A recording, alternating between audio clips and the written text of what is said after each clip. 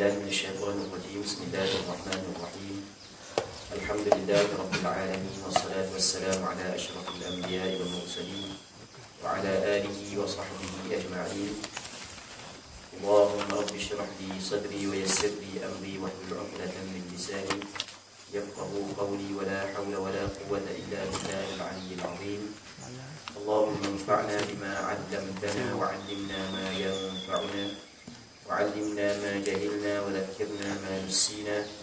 اللهم يسر ولا تعسر، رب تمم بالخير. اللهم افتح علينا فتوح العارفين ووفقنا توفيق الصالحين. اللهم لا سهل إلا ما جعلته سهلا، وأنت تجعل الحزن إذا شئت سهلا. اللهم اجعلنا من السعداء المقبولين ولا تجعلنا من الأشقياء المخذولين. اللهم صل وسلم وبارك على سيدنا محمد وعلى آله وصحبه أجمعين، والحمد لله رب العالمين. Kita sambung balik pengajian kita Muqaddimah Al-Hadramiyah, yang mana kita masuk dalam fasal baru, iaitu fasal berkenaan dengan haid, nifas dan istihadah. Faslun, ini suatu fasal. Wa aqallul haidhi yawman wa laylah, wa aktharuhu 15 yawman bi layaliha, wa ghalibuhu 6 aw 7. Kata dia, wa aqallul haidhi, sekurang-kurang haid adalah yawmun wa laylah, sehari dan semalam. Wa aktharuhu, dan sebanyak-banyak haid adalah 15 yawman bilayaliha, 15 hari dengan malam-malamnya. Maksudnya 15 hari 15 malam. Wa ghalibu, dan ghalibnya haid 6 aw 7, 6 ataupun 7. Wa waqtuhu, dan waktunya haid 9 sinin, 9 tahun. Wa aqallu tuhrin bainal haidatain 15 yawman bilayaliha, sekurang-kurang suci di antara dua haid adalah 15 hari dengan malam-malamnya. Kira-kira je dia sebut berkenaan dengan haid. Perbahasan haid di antara perbahasan yang penting dalam ilmu fiqh, dan di antara perbahasan yang payah dalam ilmu fiqh, khususnya mazhab Imam Syafi'i, adalah perbahasan haid. Okey, sebelum daripada kita sebut sikit, di antara kitab yang terbaik membahaskan bab haid, nifas dan istihadah, nama kita Al-Ibanah wal Ifadah fi Ahkamil Haid wal Nifas wal Istihadah ala madhhab Imam Syafi'i, karangan Said Abdul Rahman bin Abdullah bin Abdul Qadir As-Saqaf. Okey, ini kita arah. Sama juga nama kita Izalatul Iltibas li Tawdih Ahkamil Haid wal Istihadah wal Nifas, karangan Syekh Salim bin Ahmad bin Abu Bakar Al-Khatib. Ini khusus bab haid. Ini yang Arab, tapi ada lagi, anda nak cuba cari. Yang bahasa kita, yang terbaik membahaskan bab haid dalam mazhab Imam Syafi'i, yang pertamanya kita Tuhfatul A'izza fi Idahi Masail Jima' Nisa, Ustaz daripada Sri Petani. Yang terbaru adalah haid, istihadah dan nifas, soal jawab. Ini yang terbaru. Ini juga yang terbaik juga berkenaan dengan haid, nifas dan istihadah. Kalau kita arah yang bahas masalah haid, istihadah dan nifas, ringkas je. Tapi walaupun mereka padat, adalah tengok dalam kitab At-Taqriratus Sadidah fil Masail Al-Mufidah, yang mana dalam kitab ni dia bukan ringkas tapi padat, merangkumi. Baik. Cuma hak yang hari ni, hak yang dia sebut dia, yang pertama dia sebut sekurang-kurang haid sehari semalam. Yang keduanya dia sebut kebiasaan haid 6 ataupun 7 hari. Yang ketiganya dia sebut sebanyak-banyak haid adalah 15 hari 15 malam. Yang keempatnya dia sebut waktu haid 9 tahun. Yang kelima yang dia sebut adalah sekurang-kurang suci di antara dua haid adalah 15 hari dan 15 malam. Maka 5 perkara yang disebut. Tapi setiap dari satu daripada 5 perkara perlu kepada huraian yang panjang. Maka kita ambil masalah waktu haid 9 tahun. Maksud waktu haid 9 tahun dari istilah. Maksud waktu haid 9 tahun ini adalah umur ataupun permulaan umur perempuan datang haid. Permulaan umur perempuan datang haid adalah 9 tahun. 9 tahun di sini, yang pertama sekali kita kena faham 9 tahun Hijriyah, bukan 9 tahun Qamariyah. Kita yang pertama 9 tahun dengan pengiraan tahun Hijriyah, bukan tahun Masihiyah. Silap. Pengiraan tahun di sini adalah tahun Hijriyah, bukan tahun Masihiyah. Kerana ada perbezaan tempoh di antara tahun Masihiyah dengan tahun Hijriyah. Dalam setahun, lebih kurang dalam sebelahagi. Beza di antara tahun Hijriyah dengan tahun Masihiyah. Dalam setahun lebih kurang sebelahagi. Baik, itu yang pertama. Yang kedua, yang dimaksud dengan 9 tahun ni adalah masuk tahun yang ke-10. Faham kan? Yang dimaksud 9 tahun masuk tahun yang ke-10. Apa maksud masuk tahun yang ke-10? Cukup dah 9 tahun. Kita kadang-kadang orang tanya umur kita. Umur berapa dah? Kita kata umur dia ni 14. Tapi bulan tak masuk lagi. 14 3 dengan tahun, bulan tak masuk lagi. Hal tu belum cukup lagi 14. Dia nak cukup 14 dia dah apabila masuk bulan. Faham tak ya? Sama juga dengan masalah 9 tahun di sini. Yang dimaksud 9 tahun adalah cukup 9 tahun masuk tahun yang ke-10. Okey, dua. Yang ketiga, 9 tahun ada dua kemungkinan. Kemungkinan yang pertama 9 tahun taqriban. Kemungkinan yang kedua 9 tahun tahdidan. Awal dia taqriban, lebih kurang. Kalau kurang sikit, sudah dihukum darah tersebut sebagai haid. Tahdidan maknanya dia tahdidan tepat-tepat, kena mesti tepat-tepat. Itu makna tahdid. Dalam umur perempuan ataupun awal-awal perempuan, awal-awal ataupun darah yang keluar daripada perempuan ketika umur dia cukup 9 tahun, dikirakan ataupun dihukumkan darah tersebut haid adalah 9 tahun taqriban, bukan 9 tahun tahdidan. 9 tahun lebih kurang. Apa maksud lebih kurang? Kalau kurang sikit, masih lagi dihukumkan darah tersebut sebagai darah haid. Bukan mesti kena tepat-tepat 9 tahun, tak semesti. Lebih kurang. Maksudnya kalau kurang sikit, masih lagi dihukumkan darah tersebut sebagai darah haid. Jelas? Okey, lebih kurang. Kurang banyak mana? Ini soalan di antara soalan yang perlu kita kena timbulkan. Kurang banyak mana masih lagi dikirakan darah tersebut? Kita kata lebih kurang, kurang sikit-sikit. Dan sikit-sikit kita perlu kena tetapkan banyak mana hak yang boleh dikatakan darah tersebut masih lagi dihukumkan darah haid. Kata ulama, kalau kurang, tempoh kurang saat itu tidak telus sekurang-kurang haid dan sekurang-kurang suci, tidak telus sekurang-kurang haid dan sekurang-kurang suci, maka darah tersebut dihukumkan darah haid. Okey, kita nak tahu tidak telus sekurang-kurang haid dan suci. Kalau dalam kitab dia kata ma la yas'u aqal dan haidhi wa aqal al-tuhri. Maksud kurang banyak mana masih lagi dihukumkan haid. Kata ulama, kurang saat itu tidak telus sekurang-kurang haid dan sekurang-kurang suci. Dam, campur. Okey, sekurang-kurang haid berapa pagi? Lagi semalam. Sekurang-kurang suci berapa pagi? 15 hari 15 malam. Campur jadi 16. Pendek kata, kalau sekiranya darah tu mari belum lagi cukup 9 tahun, tapi nak cukup dah, tempoh dah cukup 9 tahun, saat itu kurang lagi pada 16 hari, maka darah tersebut dihukumkan sebagai darah haid. Tapi kalau lebih daripada 16 hari, maka darah tersebut bukanlah darah haid sebab kurang banyak sangat. Katakanlah tarikh hak yang daripada tarikh dia dilahirkan dengan perkiraan tahun Hijriyah sampai ke sekarang ni nak masuk, nak cukup 9 tahun, tinggal lagi 8 hari, tiba-tiba tubik darah, maka darah tersebut dihukumkan darah haid.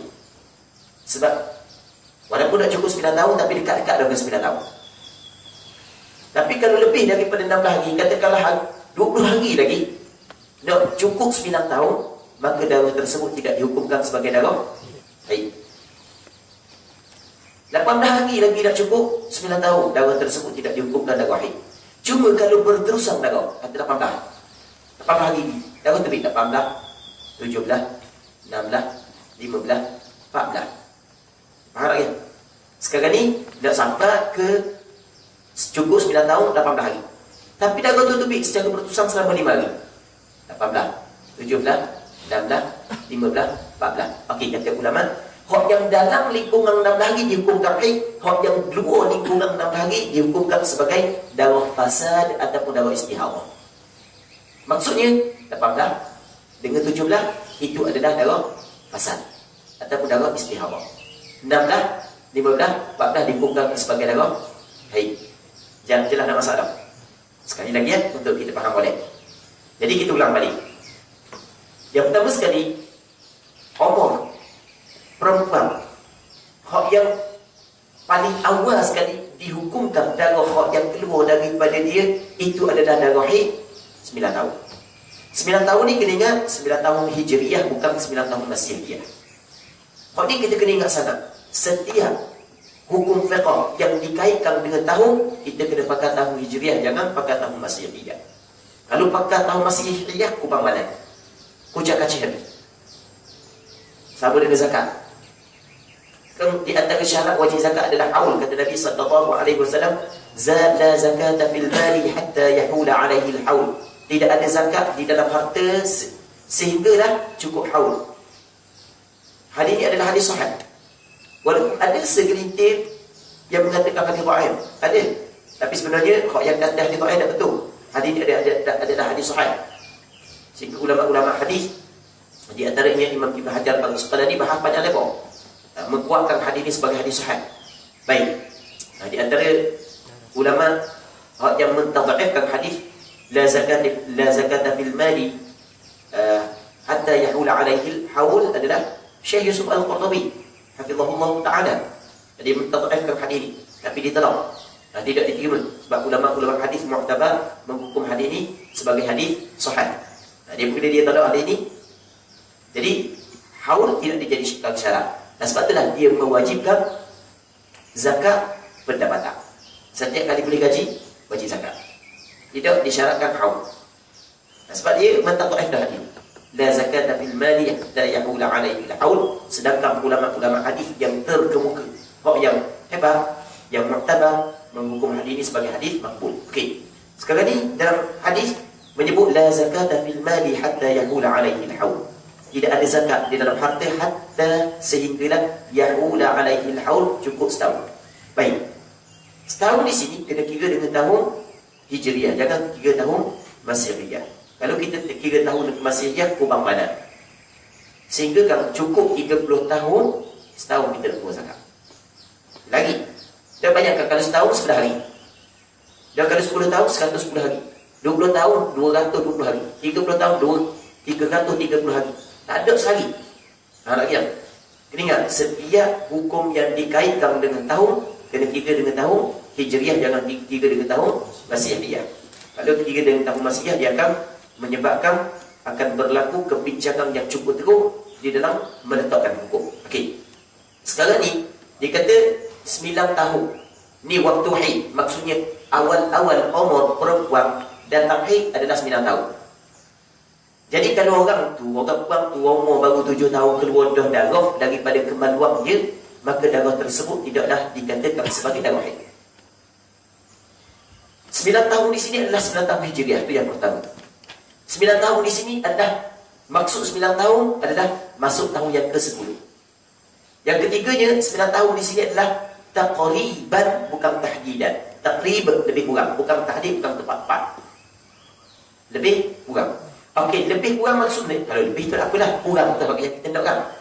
Lebih kurang tu maksudnya, kurang banyak mana hak yang masih lagi dihukumkan darah tersebut sebagai darah haid. Kata ulama, kalau sekiranya kurang saat itu, tempoh tidak telus untuk kita letakkan sekurang-kurang haid dicampur dengan sekurang-kurang suci, maka tempoh tersebut ataupun darah tersebut dihukumkan sebagai darah haid. Okey, sekurang-kurang haid sehari semalam. Sekurang-kurang suci 15 hari 15 malam. Campur jadi 16 hari. Jadi kalau kurang daripada 9 tahun tidak cukup 16 hari, maka darah tersebut masih lagi dihukumkan sebagai darah haid. Kalau lebih daripada 16 hari, maka darah tersebut bukan dikirakan sebagai darah haid. Kalau separuh di luar, separuh di dalam, hak di luar tu bukan darah haid, hak di dalam tu darah haid. Boleh dah 3 masalah tu ya?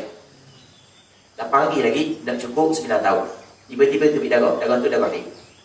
Sebab dalam tempoh 16 hari. Sebelum cukup 9 tahun. Kalau di luar 16 hari, katakan 18 hari keluar darah.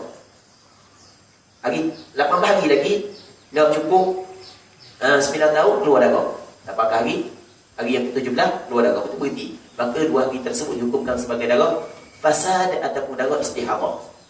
Dia gini, dia menurut pandangan muktamad dalam mazhab Imam Syafi'i, darah fasad dengan darah istihadah benda yang sama. Walaupun ada pandangan yang kedua mengatakan fasad lain, istihadah lain. Ada pandangan yang kedua dia kata darah fasad berbeza dengan darah istihadah. Baik, dia kata darah fasad, darah yang bukan haid, bukan nifas, tidak ada haid sebelum dia. Ada pun darah istihadah, ada haid sebelum dia. Itu perbezaan situ je. Kalau ada haid sebelum dia, maka darah istihadah. Kalau tak ada haid sebelum dia, darah fasad.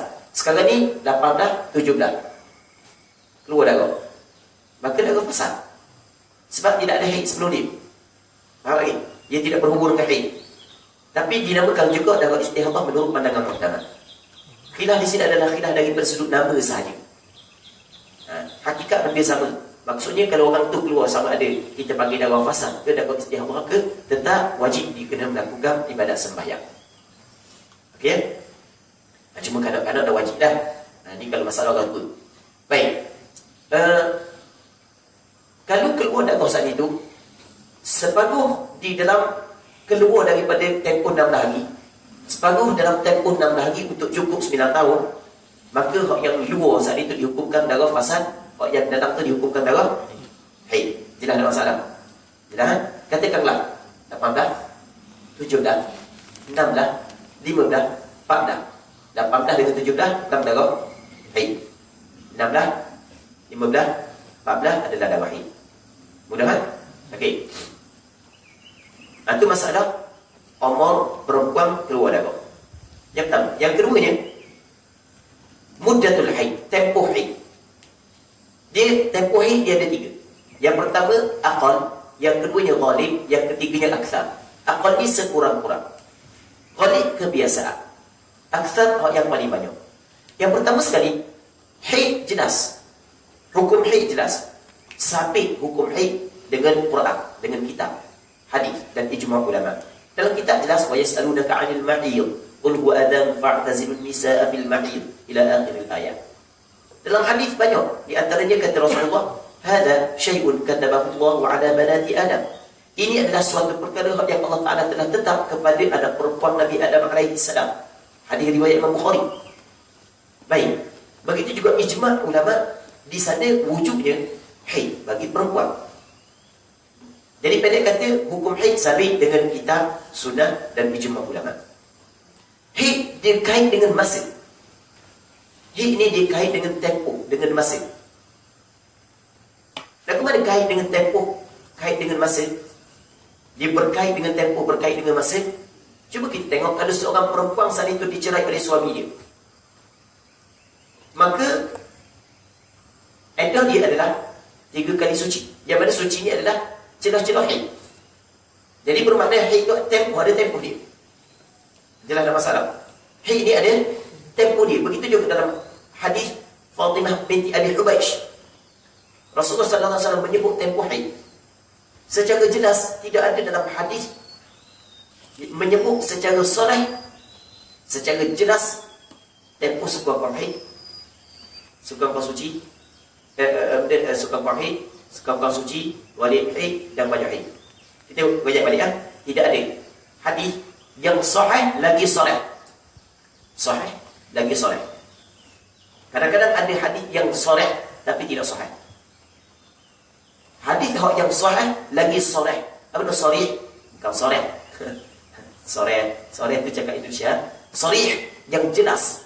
menjelaskan tempoh haid. Apabila tidak ada haid, dia ada tempoh dia.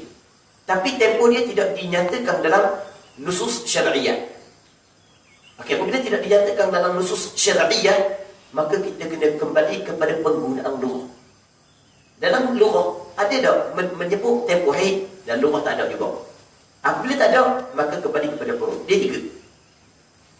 Tempoh sesuatu perkara, yang pertama sekali kita melihat daripada sudut nas syarak. Kalau tak ada dari sudut nas syarak, kita melihat kepada penggunaan dalam lughah. Kalau tak ada juga, kita kembali kepada uruf. Okey, jelas? Sekarang ni haid berkait dengan tempoh, berkait dengan masa. Okey, masa ni dijelaskan dalam nusus syariah secara jelas. Tak ada. Okey, apabila tak ada dalam nusus syariah, maka dia kena kembali kepada penggunaan bahasa. Dalam bahasa Arab ada tak menentukan tempoh-tempoh haid? Tak ada juga. Okey, tak ada. Maka ketika tu kena kembali selagi kepada uruf. Okey, uruf ni perlu kepada kajian.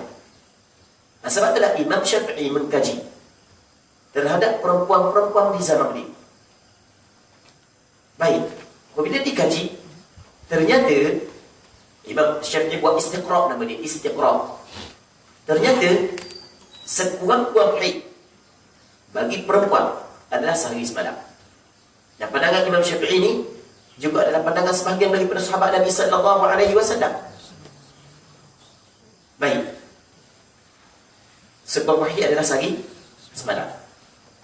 Okey, kita kena bahas masalah sekurang-kurang haid sehari semalam. Di sehari semalam, dia terbagi kepada dua.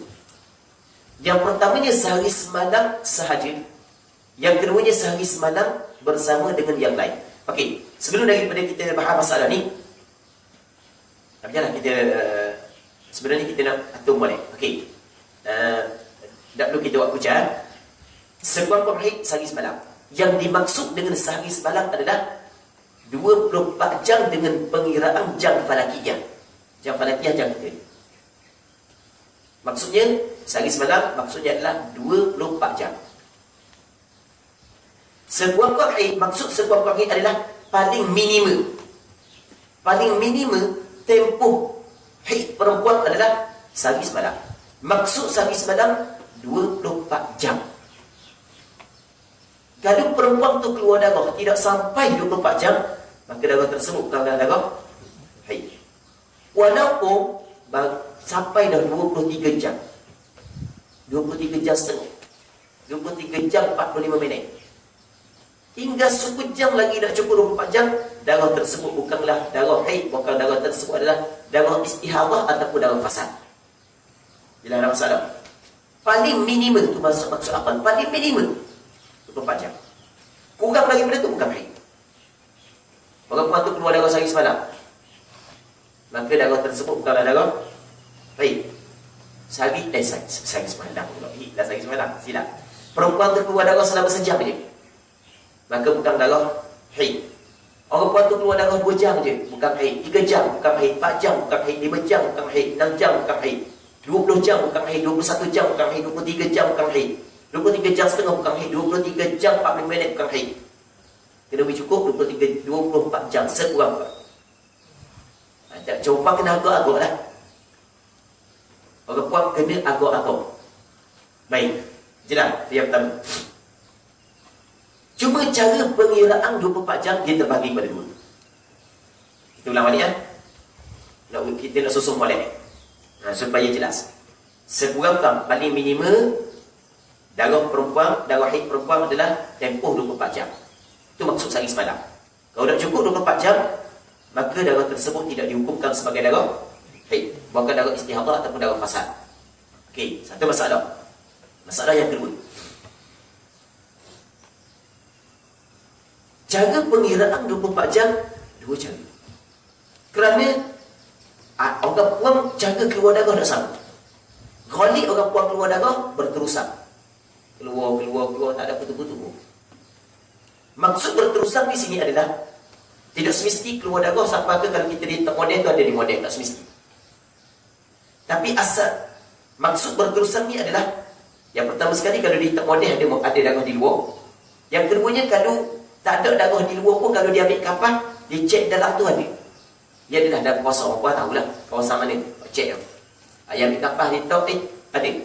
Maka dihukumkan darah tu masih lagi berterusan keluar.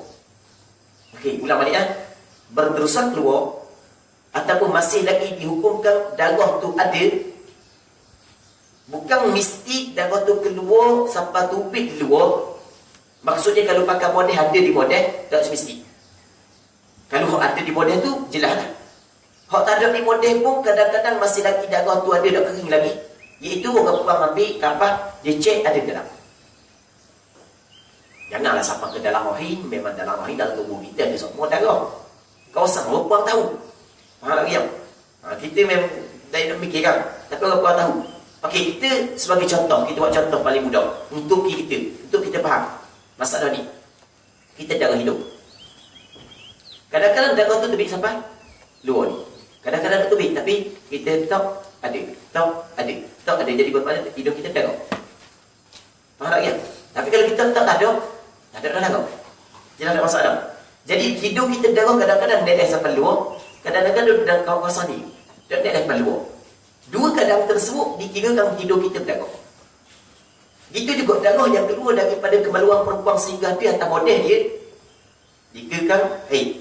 Dan begitu juga darah yang ada dalam hak nak keluar. Kalau dia cek ada, juga dikirakan haid. Dua keadaan tersebut dikirakan perempuan tersebut keluar darah haid. Darah haid masih ada. Okey, jelas. Kita ulang balik. Cara pengiraan sains semalam ada dua cara. Kerana cara perempuan keluar darah ada dua cara.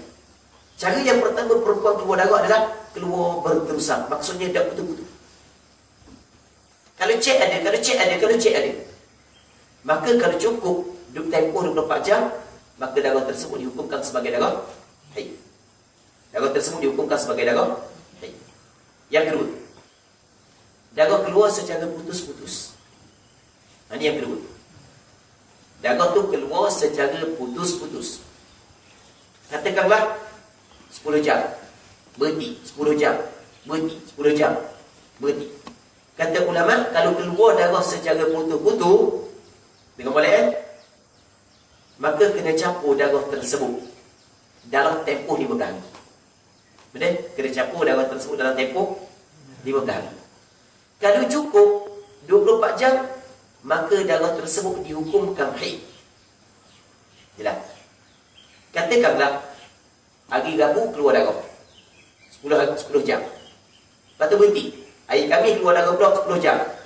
Berhenti. Hari Jumaat keluar darah pula 10 jam. Lepas tu berhenti. Jadi 10 jam, 10 jam, 10 jam. 30 jam. Lebih dari 24 jam. Maka darah tersebut adalah darah haid. Okey, jelas? Satu masalah. Kalau satu masalah, banyak masalah dah. Lupa dah banyak masalah. Okey. Tinggal lagi masalah hak tempoh yang tak ada darah di antara 10 jam 10 jam. Kalau kita ada 10 jam hari Rabu, 10 jam hari Khamis, 10 jam hari Jumaat. 10 lepas tu di antara hak yang berhenti darah ni, di antara 10 jam pertama dengan 10 jam kedua. Dan di antara 10 jam kedua dengan 10 jam ketiga hak berhenti darah ni. Faham lagi? Ulama letak nama. Ulama fiqh mazhab Imam Syafi'i letak nama tempoh tersebut dinamakan sebagai naqa'. Dia tuhur lain daripada naqa'. Naqa' ni adalah suci yang dicelah-celah satu haid. Hak ni 10 jam, hak ni 10 jam, hak ni 10 jam. Dikirakan haid. Satu. Faham lagi? Satu haid. Haid yang sama. Jelas ada masalah.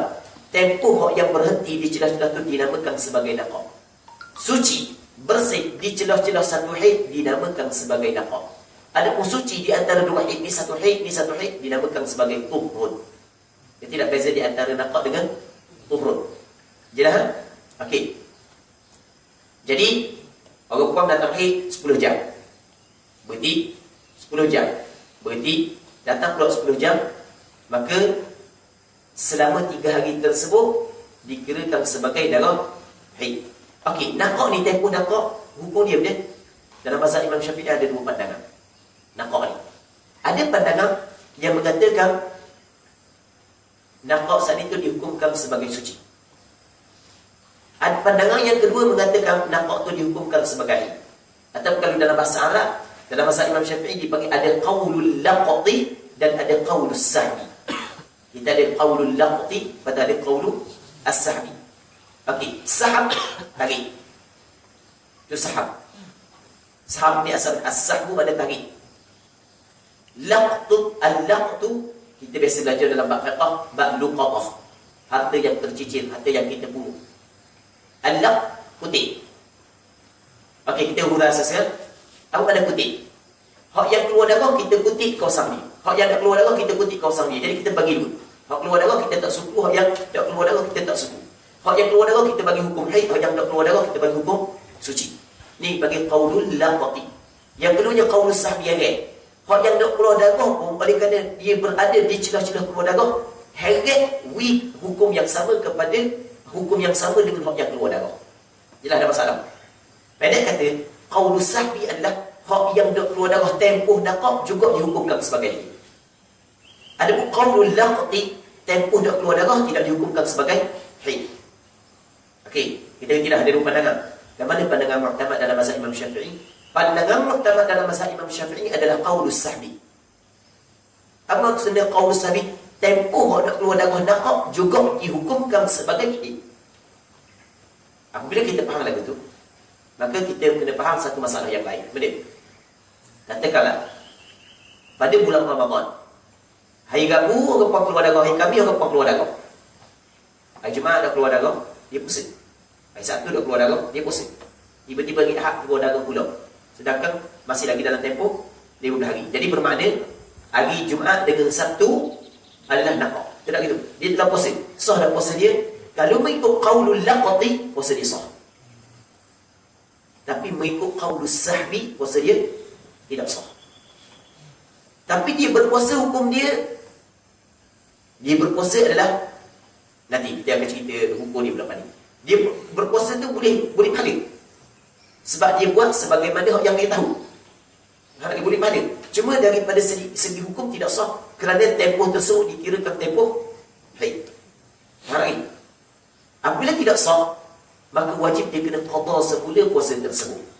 Ini pandangan mu'tamad dalam mazhab Imam Syafi'i. Okey. Benda ni disebut dalam kitab At-Taqriratu As-Sadidah. Yang mana dalam kitab At-Taqriratu As-Sadidah dia kata lagu mana? Tengok, dia kata ni, dia ambil pandangan yang mu'tamad. Dia ambil pandangan mu'tamad. Dia kata lagu mana? Wa idza shamat Ramadan fala yasihhu shawmuha wa yajibu 'alaiha qada'u. Dia kata wa idza shamat, apabila dia berpuasa Ramadan, bulan Ramadan, fala yasihhu shawmuha, maka tidak sah puasa dia. Puasa dia tidak sah. Ini qaulu as-sahbi. Baik, wa yajibu 'alaiha qada'u, dan wajib atasnya qada balik puasa tersebut. Jelas ada masalah. Ini pandangan yang mu'tamad yang difatwa dalam mazhab Imam Syafi'i. Baik. Kita dah sebut lagi masalah. Nanti cuma sebelum daripada kita sebut lagi masalah, kita nak mendekam balik hak yang tadi. Cara pengiraan sehari semalam ada dua.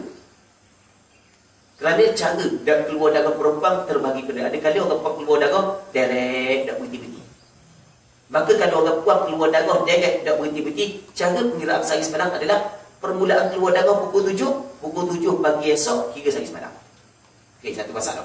Masalah yang kedua, kalau keluar cara putu-putu, maka kena campur tempoh putu-putu tersebut. Kalau cukup sehari semalam, maka dihukumkan semua tu haid. Kalau tak cukup sehari semalam, dihukumkan sebagai istihadah. Okey, jelas masalah. Okey, kita ambil masalah yang kedua. Sekarang ni, katakanlah hari Rabu perempuan tu keluar darah 10 jam, tiba-tiba berhenti. Dia akan timbul soalan, adakah perempuan saat itu perlu kena tunggu tempoh tertentu untuk dia sembahyang, ataupun boleh dia terus sembahyang? Anda pernah terbaca satu buku, yang mana buku tersebut pada permulaannya dia kata untuk mazhab Imam Syafi'i.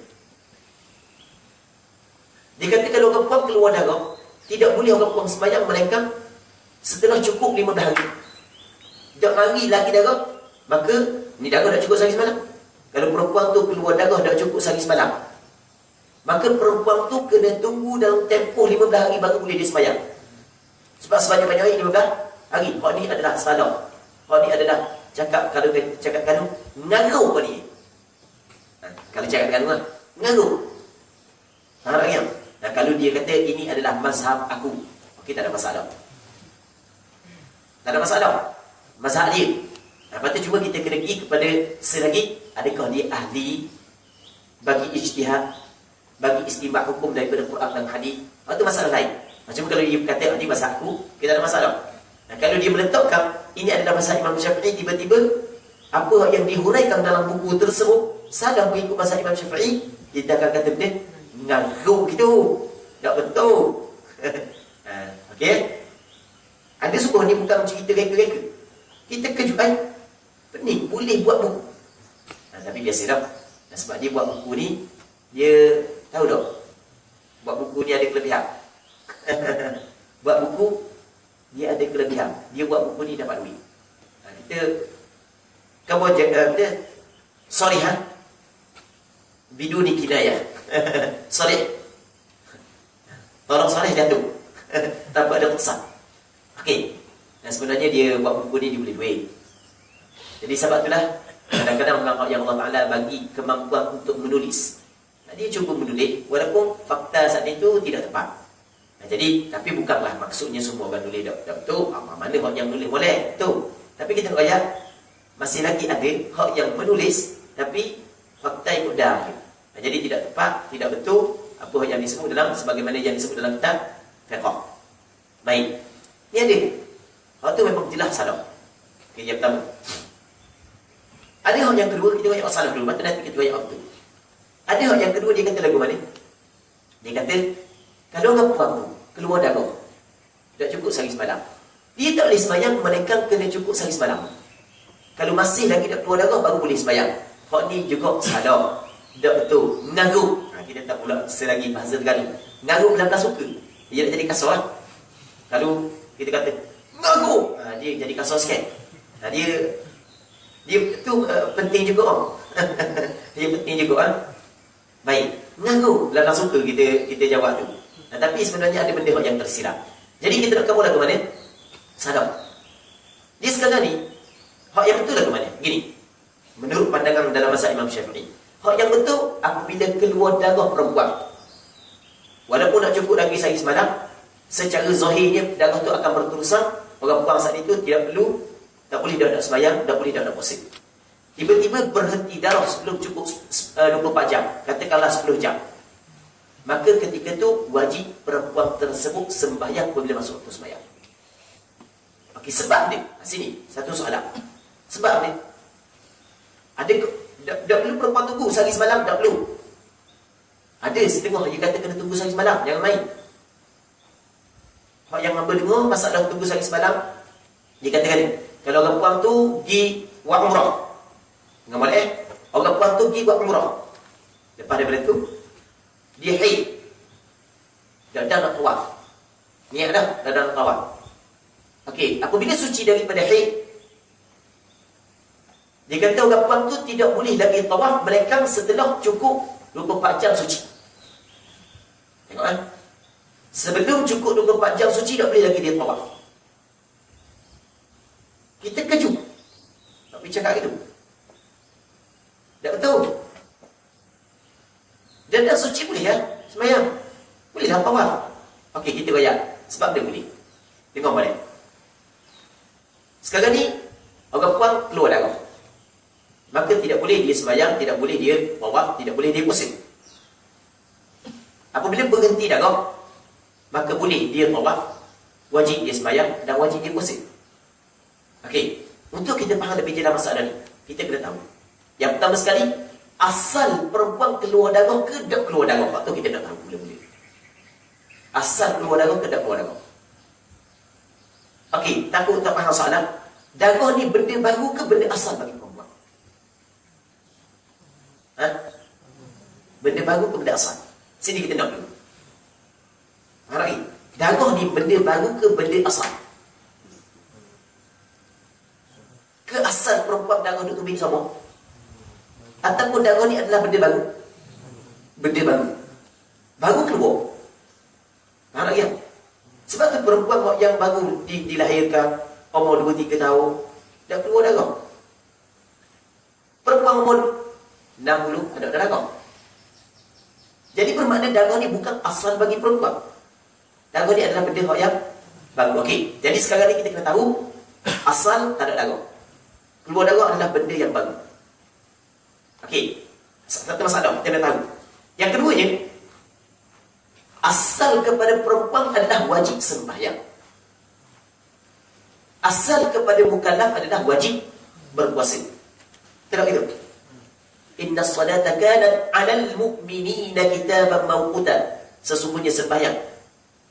Inna salata kanat adalah ia. 'Alal mu'minin, atas orang beriman, laki-laki dan perempuan.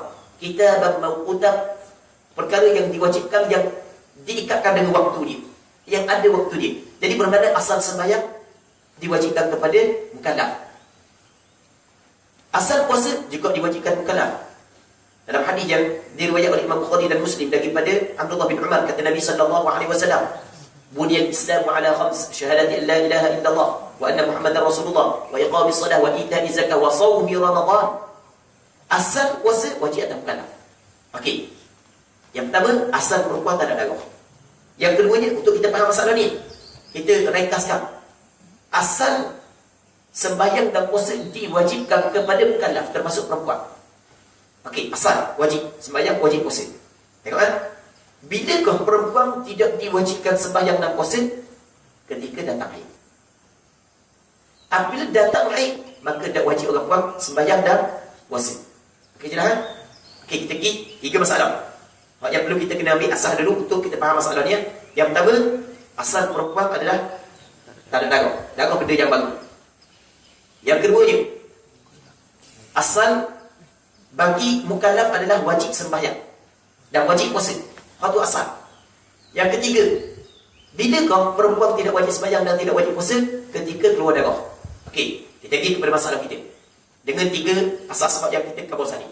Sekarang ni, perempuan keluar darah selama 10 jam.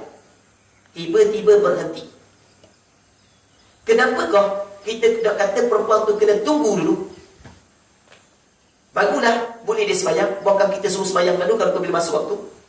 Kerana apabila tidak mari darah, dia kembali kepada asal. Faham tak? Faham tak? Apa lagi dia kembali kepada dia? Asal. Hak yang menghalang perempuan sembahyang adalah darah. Ketika tak ada darah, maka perempuan tu kembali kepada asal dia. Asal tak ada darah.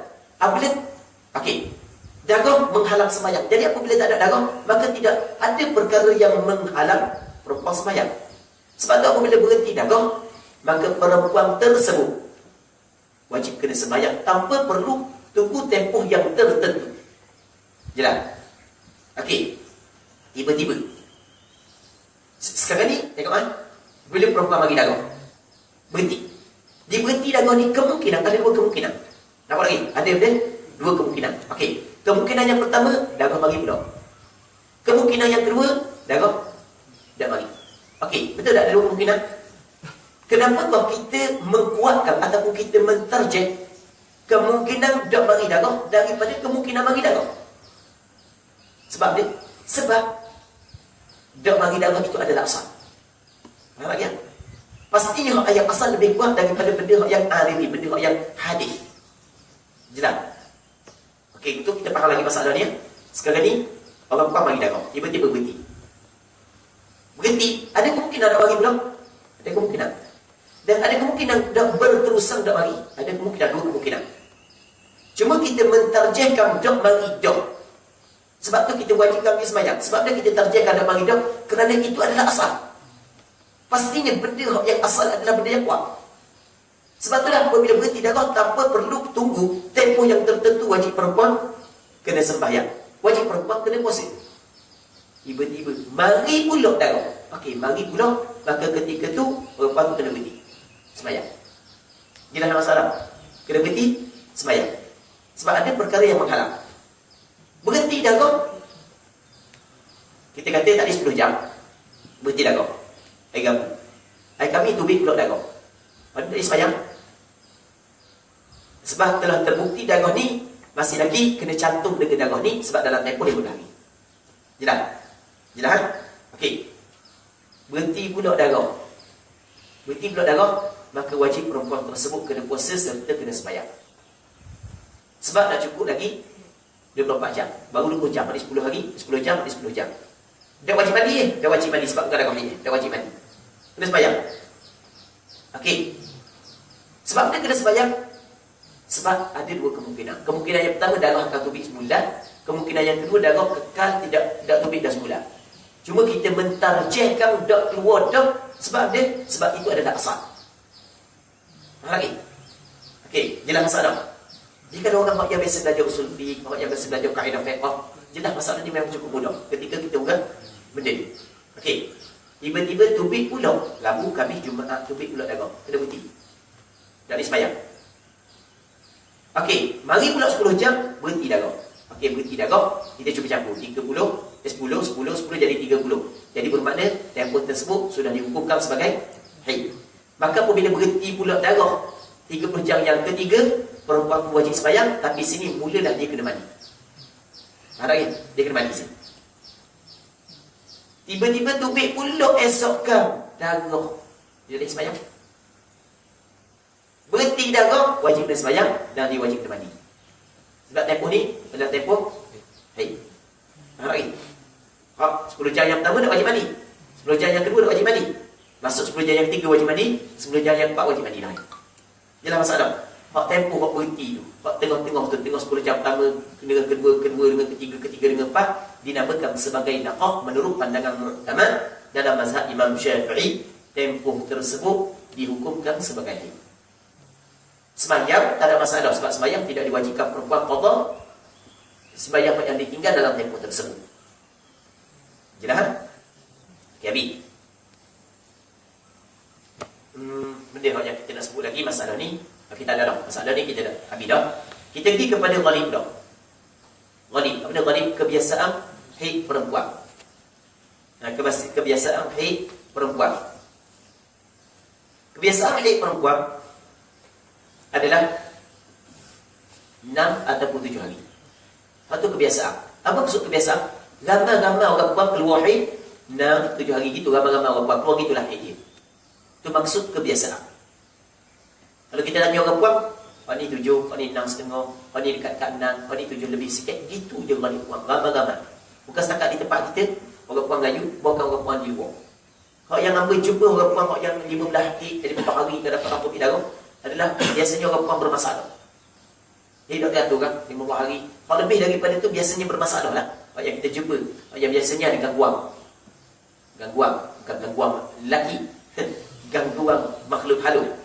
Biasa hijab perempuan gangguan 15 hari 14,5. Yang keduanya sakit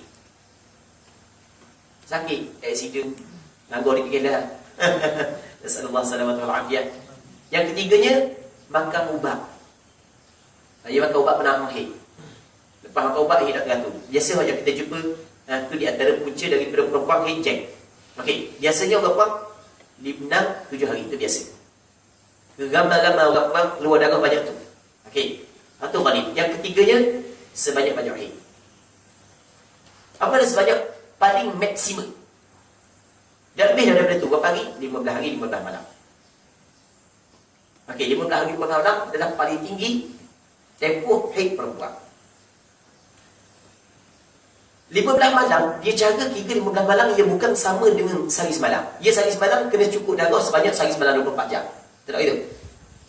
15 hari 15 malam bukan maksud cukup darah selama 15 hari 15 malam. Cuma dalam tempoh tersebut. Kalau lebih daripada itu bukan. Okey, jelas? Baik. Masalah 15 malam ni, 15 hari 15 malam kena cerita juga sikit. Sikit ya.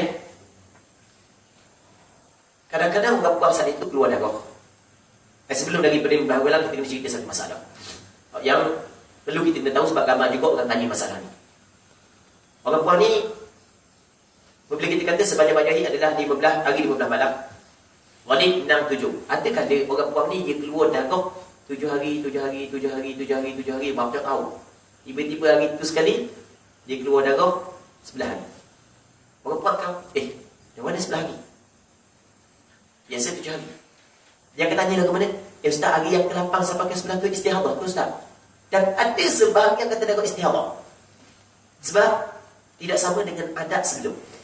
Kita kena ingat dalam mazhab Imam Syafi'i, kalau darah tu keluar tidak lebih daripada 5 hari, sama ada sama dengan adat dia sebelum daripada tu ataupun tidak sama, kesemua darah tersebut dihukumkan sebagai darah haid. Jelas masalah? 7 hari, 7 hari, 7 hari, 7 hari, 30 tahun. Ni hak ni jadi tubik sebelah hari. Maka darah sebelah hari itu semua haid lah. Bukan 7 hari sahaja. Sebab sebanyak-banyak hari adalah 15 hari. Maksudnya, kalau perempuan tu keluar darah tidak lebih daripada 15 hari, sama ada sama dengan adat sebelum daripada ni ataupun tidak sama, kesemua itu dihukumkan sebagai darah haid. Setiap kitab fiqh mazhab Imam Syafi'i menyebut masalah. Setiap kitab fiqh mazhab Imam Syafi'i menyebut masalah. Okey, jelas tak? Apa nak kumpus tempat berkenaan dengan haid yang kita jawab. Yang kita nampak daripada kitab-kitab. Dalam kumpus tempat. Kalau dalam kumpus tempat boleh kita tuju. Tapi dalam kumpus tempat. Banyak berkenaan dengan haid yang kita jawab dalam ni soal jawab agama. Okey. Satu. Yang kedua. Orang puang ni keluar darah sebanyak 15 hari, 15 malam. Lepas tu berhenti. Dia kena tanda mana tempat maksimum 15 hari, 15 malam. Di mana kemuncak 15 hari, 15 malam. Yang mana sampai tempoh ni lepas daripada tu adalah permulaan 6 hari. Dia kena tahu situ. Faham tak? Daripada tempoh keluar hingga kepada tempoh kemuncak, dia kena tahu di mana kemuncak 15 hari, 15 malam. Di mana daripada permulaan tempoh keluar sampai ke bila dikirakan 15 hari malam, di mana kemuncak. Yang mana kemuncak kalau lepas daripada saat tu dimasuk permulaan 16. Dia kena tahu situ. Katakanlah Allah Pak ni keluar darah sebanyak 15 hari, 15 malam. Tapi tak keluar darah lepas daripada tu, maka kesemua darah tersebut adalah darah haid. Tiba-tiba berhenti dalam tempoh sejam, mari pula darah 15 hari, 15 malam tu berhenti dalam tempoh sejam ataupun setengah jam ataupun 2 minit ataupun seminit. Mari pula, yang mana mari pula tu adalah selepas daripada maksimum 15. Maksudnya permulaan 16. Maka darah yang mari pula dihukumkan sebagai darah istihadah. Dia adalah 15 hari. Sebab adalah perceraian pada penghujung 15 hari, 15 malam. Walaupun sikit. Faham lagi? Ulang balik sekali lagi ya. Katakanlah kemuncak 15 hari, 15 malam adalah pukul 8 pagi Isnin. Jadi 8:01 pagi Isnin adalah permulaan 16. Secara kebetulan 7:59 tak berhenti dah. 15 hari 15 malam. 8:05 tubik semula darah. Okey, darah yang tubik semula selepas daripada 8:05 dihukumkan sebagai darah istihadah, bukan darah haid yang kedua. Kerana sebanyak-banyak haid adalah 15 hari 15 malam dan tempoh suci di antara dua haid adalah 15 hari 15 malam. Maksudnya tidak boleh kita nak hukum darah yang keluar pula haid yang kedua, mereka kena suci tengah tu sekurang-kurangnya 15 hari 15 malam. Jelas tak masalah? Jelas kan? Okey. Sama juga dengan masalah orang perempuan ni keluar darah 7 hari. 10 hari suci. Tiba-tiba tubik pula darah hari yang ke-18. 7 hari. 10 hari suci jadi 7 dah. Hari ke-18 tubik pula. Maka hari yang ke-18 bukan darah haid. Bukan darah istihadah, kerana belum lagi cukup sekurang-kurang suci di antara dua haid 15 hari 15 malam. Jelas masalah? Jelas kan? Okey. Kalau perempuan keluar darah sampai kepada kemuncak 15 hari, tiba-tiba berhenti walaupun seminit, darah yang keluar pula dihukumkan sebagai darah istihadah, haid dia 15 hari 15 malam. Okey, ni kita kena jelas masalah ni. 3 lagi masalah lain. Masalah mana? Kemuncak 15 hari 15 malam dah berhenti darah. Sehingga masuk hari yang ke-16. Maka ketika ni, kalau kita tanya majoriti perempuan akan menjawab haid dia 15 hari 15 malam, hari yang ke-16 adalah darah istihadah. Dia tukar dengan masalah yang pertama tadi. Masalah berhenti sekejap. Sebenarnya perempuan kena ingat dalam mazhab Imam Syafi'i, kalau perempuan keluar darah melebihi 15 hari tanpa berhenti ketika sampai kemuncak 15 hari sehingga permulaan 16, jangan dihukumkan kesemua 15 hari dalam tempoh tersebut hukum haid, hari ke-16 ke atas dikirakan istihadah. Hak tu tak betul, hak tu salah. Jelas?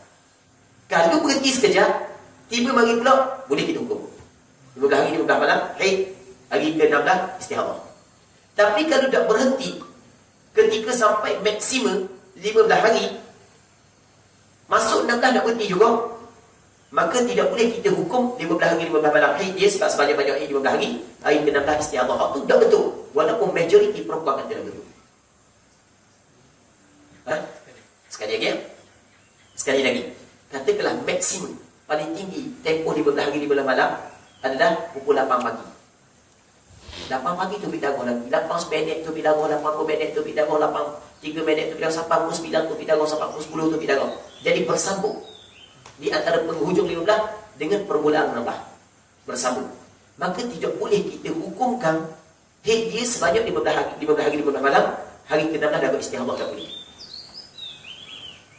Okey, dan bagaimana cara kita nak hukum darah dia? Okey, dia cara hukum.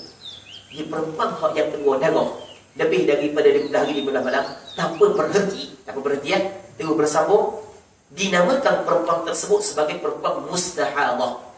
Perempuan yang ada darah istihadah. Yang mana perempuan mustahadah dia terbagi kepada 7. Terbagi berapa? 7. Yang mana setiap daripada 7 ni ada hukum yang berbeza. Hari ini dipanggil 7 pembahagian perempuan mustahadah. Ini hak yang paling payah. Sebab itulah Imam Nawawi kata dalam kitab Majmu', dikata i'lam anna bab al-hayd min awisi al-abwab min awisi abwab al-fiqh. Nanti kita ambil perkataan Imam Nawawi sekejap. Okey. Kata Imam Nawawi dalam kitab Majmu' juzuk yang kedua halaman 344 344. Dia kata i'lam anna bab al-hayd min awisil abwab wa mimma ghalita fihi kathiruna minal kibari lidiqqati masail. Tengok dia kata ni. Dia kata i'lam, ketahui ilmu anna bab al-hayd, bahawasanya bab haid min awisil abwab, di antara bab yang cukup dalam, yang cukup halus. Sebab bab ini cukup halus, cukup dalam, sehingga kan wa mimma ghalita fi, dan di antara bab ghalab salah fihi, di dalamnya kathirun, bukan kathirun, banyak, minal kibar, daripada ulama-ulama besar. Sebab dia di masalah ini kerana halusnya permasalahan. Bukan ulama kecil, bukan ustaz-ustaz, bukan orang awam, bukan kathirun minal kibar, banyak daripada kibar, jamak daripada kabir, ulama-ulama besar tersilap dalam bab ini. Sebab dia lidiqqati masail ini, kerana halusnya masalah-masalah. Jadi kita tidak haigaplah kalau ada orang yang buat buku yang silap dalam masalah ini. Ketika dia membuat satu buku yang berkaitan dengan bab haid, dia disebutkan masalah buku dia itu kepada mazhab Imam Syafi'i. Bila kita baca, tiba-tiba tersilap. Sebab itulah di antara kitab yang terbaik bagi bahasa Melayu, jadi untuk dijadikan bacaan bahasa Melayu, bahasa bumi, adalah kitab Tuhfatul A'za fi idahi masaili dima'in nisa. Anda dah baca ambil kitab ni. Cuma nak buka pada permulaan, kita tengok memang mazhab Imam Syafi'i. Anda kaya secara jujur anda dah baca ambil kitab ni. Anda dah pernah start daripada awal sampai akhir dah baca. Tapi apabila kita tengok baca dalam dia 2-30 muka surah, memang jelas huraian dia adalah seperti huraian dalam mazhab Imam Syafi'i. Sama juga dengan ni, haid, istihadah dan nifas. Bukan anda nak promo kita ni, sebab anda sikit tak ada royalty, tak ada usaha. Anda budak benar juga pengarang dia, cuma anda tahu pengarang dia daripada ustaz-ustaz di Seri Petaling, markas tabligh di Selangor. Baik, anda tak ada saham apa sekali. Ini cuma berkaitan dengan ad-dallu 'alal khairi kafa'ili, menunjuk di atas kebaikan sahaja. Jadi ni juga kita buku Melayu berkaitan dengan bab haid, istihadah dan nifas yang terbaik juga. Anda dah baca ambil lagi, anda cuba tengok je. Okey, bagus, memang sesuai dengan mazhab Imam Syafi'i. Lepas tu ada lagi sebenarnya yang anda bahasa Indonesia, yang dikarang bahasa Indonesia, bahasa Melayu juga, tapi Indonesia, tapi anda tak jumpa dua buku. Anda cari dah tak jumpa. Lepas tu yang Arab pun banyak juga yang boleh dijadikan bahan rujukan.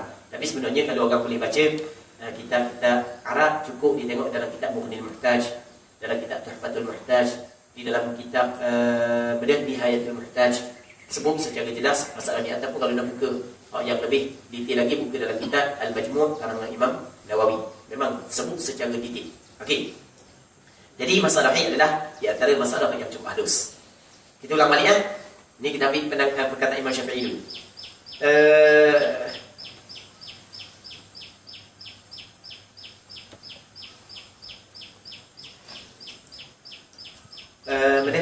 Cukuplah perkataan Imam Syafi'i. Cuba kita nak sebut sekali lagi. Kalau perempuan tu keluar darah lebih daripada 15 hari, yang mana maksimum 15 hari hingga masuk pada 16, tak berhenti darah, maka tidak boleh kita kata orang perempuan tu haid dia 15 hari 15 malam, sebab sebanyak-banyak 15 hari 15 malam, hari yang ke-16 adalah darah istihadah. Betul betul. Itu adalah salah. Walaupun kalau kita tanya ramai perempuan kata boleh betul, memang salah. Hak yang betul lagu mana? Perempuan tersebut dinamakan sebagai perempuan mustahadah, yang mana hukum dia terbagi pada 7. Hukum dia terbagi pada apa? 7. Cuma biasa apa ayat 7, apa ayat 1. Cuma hak yang kita boleh jelas secara mudah 4. Hak 3 ni panjang. Sebab hak 3 ni dipanggil mutahayyirah. Ni mutahayyirah, ni mutahayyirah, ni mutahayyirah. Mutahayyirah ni panjang perbahasan ni. Hak yang 4 ni mudah. Hak 4 ni kan dia? Yang pertama sekali kita kena tanya orang puan. Awak ni dapat beza tak sifat darah? Cakap gaduh tu kan. Dapat beza tak sifat darah? Dia kata sifat darah, warna pula sifat kan. Bahagian tu kan. Baik, sifat darah mana? Warna, bau, pekat cair. Itu sifat darah 3. Warna. Di warna darah dia ada 5. Bahasa Arab aswad, hitam. Kehitam-hitaman. Yang keduanya ahmar, merah. Yang ketiganya ashqar. Ashqar ni mana keperang-perangan. Pegang. Merah campur dengan kuning. Yang keempatnya asfar, kuning. Yang kelimanya akdar, keruh. Keruh ni maksudnya kurang dah kuning. Kuning tak ada dah, tapi masih lagi ada warna. Itu mana keruh, macam warna tanah. Ni dibagi 5 sifat darah menurut pandangan muktamad dalam mazhab Imam Syafi'i. Hak paling kuat hitam, hak yang kedua merah, yang ketiganya pegang bawah daripada merah. Yang keempatnya kuning, yang kelimanya keruh. Okey, ni sifat warna. Yang keduanya bau. Sifat bau, darah haid bau. Bau yang kuat lebih kuat daripada bau yang kurang. Dia kadang bau Allah busuk bangun. Orang puan sendiri kadang-kadang dia pun nak busuk bau. Basuh busuk tak bau. Orang puan. Okey, hak busuk bangun tu dipanggil sifat kuat. Busuk juga, tapi kurang sikit. Tu rendah sikit sifat. Tapi yang pastinya wangi tak ada. Semua busuk lagi.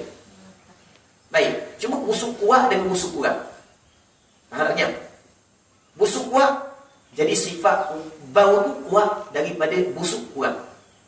Okey je lah. 2. Yang ketiganya pekat dengan cair. Hak pekat lebih kuat daripada hak cair. Kadang-kadang tu macam meleduk. Hak di ujung-ujung ni tapi cair je. Itu dipanggil sifat. Okey, itu 3 sifat kita kena tahu. Warna, pekat, cair, bau. Okey, kita tanya orang puan. Tanya kepada dia. Dah keluar selama 16 hari dah berhenti ni, dapat beza tak sifat darah? Saya tanya dia, dapat beza tak sifat darah? Orang puan kata, dapat beza lah. Warna 7 hari hitam, hari ke-8 sampai ke-16 merah. Okey, kalau lagu tu kita kena kata lagu mana? Hak yang kuat tu adalah haid, hak yang lemah tu adalah istihadah. Jadi bermakna haid dia je dah sekadar 7 hari saja. Hari ke-8 hingga ke-16 hukum dia adalah istihadah. Dia tinggal sembahyang dalam tempoh tersebut, wajib dia kena qada balik sebab bukan tempoh haid. Hari ke-8 sampai ke-16 kena qada balik sembahyang. Jangan ada masalah. Jelas? Baik. Ataupun orang puan kata kan, darah tu kalau warna tu sama je, start daripada hari pertama sampai ke-16 hitam belaka. Cuma bau tu lain. 5 hari busuk bangun bau. Tapi masuk hari ke-6 kurang dah sikit busuk. Allah 5 hari tu. Adik-adik gambar rumah, kita masuk tanda semua basuh. Takut busuk bau ke orang lain. Sampai tahap tu 5 hari. Lepas tu hari ke-6 sampai ke-16 kurang sikit bau. Okey, 5 hari hak yang kuat tu adalah haid. Hari yang ke-6 sampai ke-16 adalah istihadah. Kedua hukum al-qawiyyu haidun wad-dha'ifu istihadah. Jelas? Ataupun apa tu kata warna? Kalau kira warna sama, bau sama, bau busuk begitu lah. Tak kuasa sikit pun. Cuma hari pertama sampai hari ke-6 pekat. Hari ke-7 cair. Maka hak pekat tu adalah haid. Hak cair tu adalah istihadhah. Pendek kata hak yang kuat hukum dia haid, hak yang lemah hukum dia adalah istihadhah. Dengan dua syarat asas. Sebenarnya ada 4 syarat, cuma kita bayar syarat asas ni. 2. Syarat yang pertama adalah pastikan darah yang kuat jangan kurang daripada sehari semalam. Lagi. Pastikan darah yang kuat jangan kurang daripada sehari semalam. Sebab dia sebab haid sehari semalam. Kalau kuntubi darah warna hitam 12 jam, lepas daripada tu hari yang 13 jam, jam yang ke-13 sampai ke-17 hari darah warna merah, tidak boleh kita nak kata hak hitam tu haid. Sebab kalau kita kata hak hitam tu haid, jadi bermakna haid dia 12 jam je, dah cukup sehari semalam. Sedangkan sukar haid sehari semalam. Jadi syarat yang pertama, jangan kurang darah yang kuat daripada sehari semalam. Kerana dia kerana sukar haid sehari semalam. Jelas? Yang kedua, jangan lebih darah yang kuat daripada 15 hari 15 malam. Kalau lebih, hukum dia lain. Pasal jangan kurang. Yang kedua jangan lebih. Sebab dia setinggi-tinggi haid 15 hari 15 malam. Katakan yang kedua 18 hari keluar darah. 16 hari darah wanita. 17 18 darah mana mereka. Tak boleh kita kata darah hak yang hitam tu haid. Sebab bila kita kata darah hitam haid, jadi bermakna haid dia berapa hari? 16 hari. Lebih daripada sebanyak-banyak haid. Itu dua syarat asas. Jangan kurang darah hak yang kuat daripada sehari semalam. Yang keduanya jangan lebih darah yang kuat daripada 15 hari 15 malam. Kerana sekuat haid sehari semalam dan sebanyak-banyak haid 15 hari 15 malam. Okey, kalau dia dapat membezakan sifat darah, maka kita kena bagi hukum kepada dia, hak yang kuat tu adalah haid, hak yang lemah tu adalah istihadhah dengan syarat-syarat yang kita sebut. Okey? Hak yang dapat membezakan darah dalam kitab fiqh dia letak istilah mumayyizah nama dia. Sudah je. Lelaki mumayyiz, perempuan mumayyizah. Tapi mumayyizah dalam bahih ni maksud dia, perempuan tu dapat beza sifat darah. Perempuan mumayyizah. Mudah-mudahan boleh ingat. Perempuan mumayyizah, hukum dia hak yang kuat haid, hak yang lemah istihadhah, sama je kali pertama datang darah ataupun pernah beradat dah datang darah. Kali pertama lah ke mana? Ini kali pertama keluar darah haid. Sebelum ni dah pernah keluar darah haid. Orang ni baru sudah tahu. Kali pertama. Tapi kali pertama tubik melepasi 15 hari. Tapi dia dapat membeza sifat darah, tu hukum dia. Hak yang kali pertama dalam istilah ulama fiqh dia tak mubtadaah. Ibtidak mula kan mubtadaah, tak mubtadaah, tak marbutah je. Okey, mubtadaah mumayyizah. Itu yang pertama. Nak tujuh lagi. Kita tak tujuh kan? Mubtadaah mumayyizah. Perempuan kali pertama keluar darah dapat membeza sifat darah.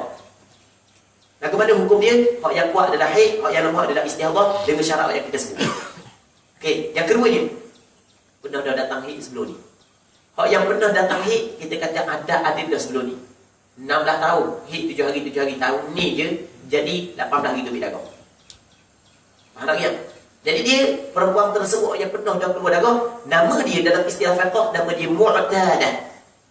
Mu'tadah maksudnya perempuan tu telah beradat datang haid. Hukumnya sama dengan mubtadaah. Okey, tengok ah. Yang pertamanya mubtadaah mumayyizah. Ya. Yang keduanya mu'tadah mumayyizah. Kedua-dua orang ni hukum dia sama, hak yang kuat haid, hak yang lemah istihadhah dengan syarat yang kita telah sebut. Okey, jelas masalah. 2. Yang ketiga, dia tidak dapat beza sifat darah. Dia kata start daripada awal, hari pertama sampai ke 16, warna hitam. Bau sama. Lepas tu pekat cair pun sama. Tak dapat beza sifat darah.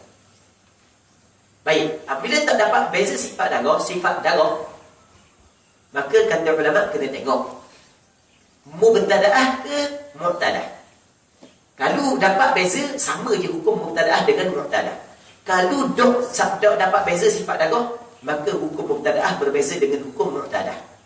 Okey, katakanlah mubtadaah kali pertama datang darah. Sebelum ni dah pernah pergi keluar darah.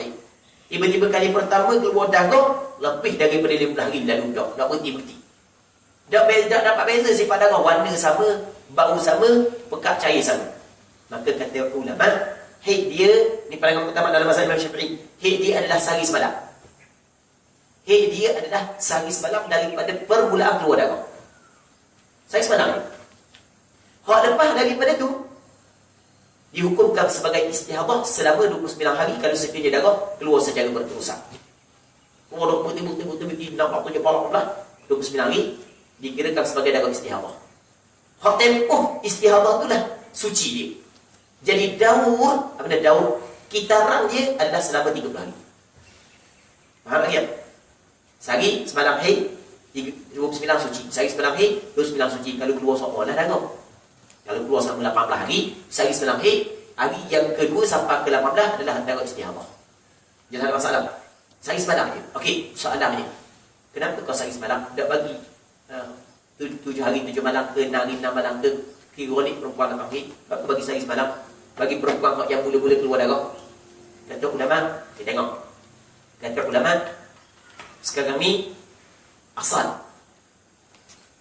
Tengok, asal diwajibkan kepada perempuan sembahyang.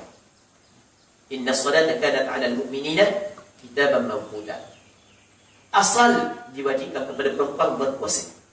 Tengok asal wajib sembahyang, asal wajib puasa. Hak yang menghalang perempuan sembahyang dan puasa adalah darah. Okey.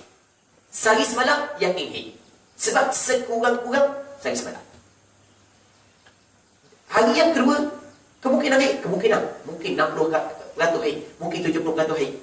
Tapi kemungkinan tidak haid, kemungkinan juga tidak haid. Harap ya. Hari yang kedua kemungkinan haid, dan kemungkinan tidak haid, dan kemungkinan tidak haid. Ada tak kemungkinan haid di sehari semalam? Ada kemungkinan.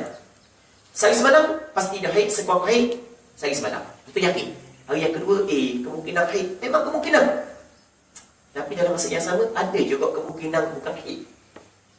Faham lagi masalah? Ada tak kemungkinan bukan haid? Ada sebab haid sehari semalam. Okey, ada kemungkinan haid, ada kemungkinan tidak haid. Dia tidak dapat mengangkat kewajipan sembahyang yang asal yang diyakini kepada solat. Al-yaqinu la yuzalu bisyak. Ada tak berbahasa ni? Ada orang? Faham tak? Faham tak? Okey, kita ulang balik ya.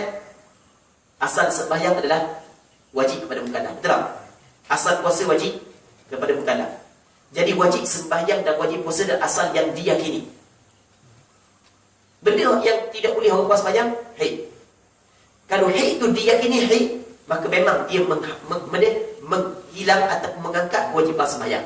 Tapi kalau tidak diyakini haid, tidak dapat menghilang keyakinan asal wajib sembahyang, tidak dapat.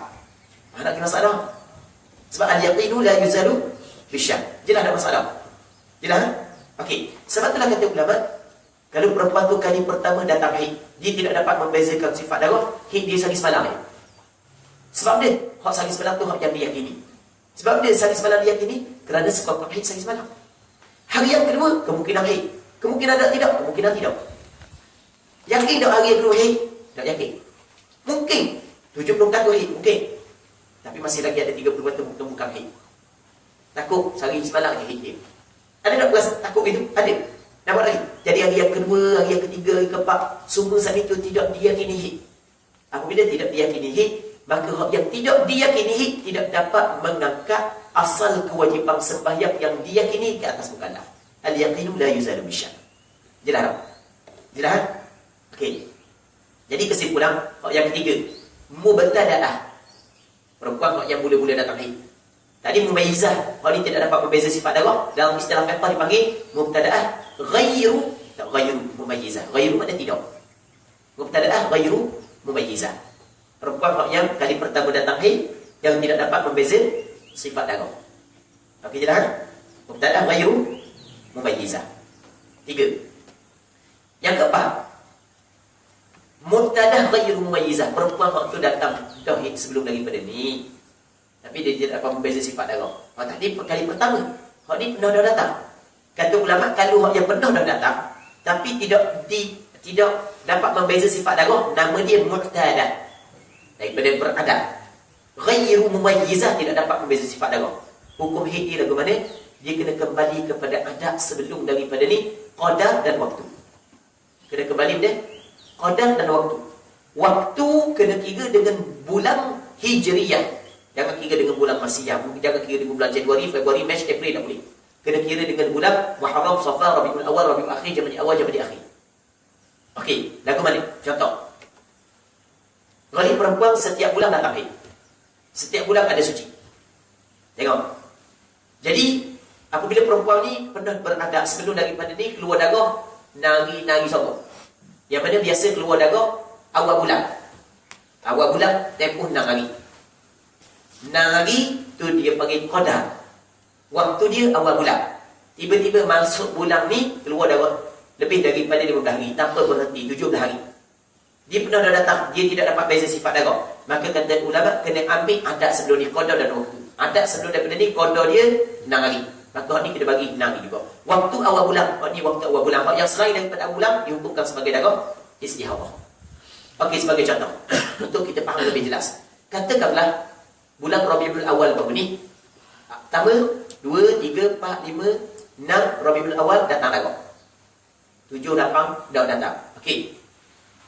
Hujung bulan Rabiul Awal, 30 Rabiul Awal tu pula darah. Tadi kan 1 Rabiul Awal yang ke-6. Hujung Rabiul Awal tu pula darah. 30 tu darah. Rabiul Akhir 1, 2, 3, 4 sampai ke 17 Rabiul Akhir tu lagi darah. Kita kena tanya dia, dapat beza tak sifat darah? Dia kata tak dapat beza. Dah keluar darah sebenarnya ni? Belum dah keluar darah ni. Adat aku baru ni 6 hari. Lepas tu keluar awal bulan. Okey. Jadi bermakna hari yang ke-30 daripada bulan Rabiul Awal istihadah. Hari yang pertama Rabiul Akhir 2, 3, 4, 5, 6 haid. Hari yang ke-7 ke atas dikirakan istihadah. Dia kena ambil ukuran hari dan waktu yang sebelum ni. Untuk letak untuk bulan yang sekarang.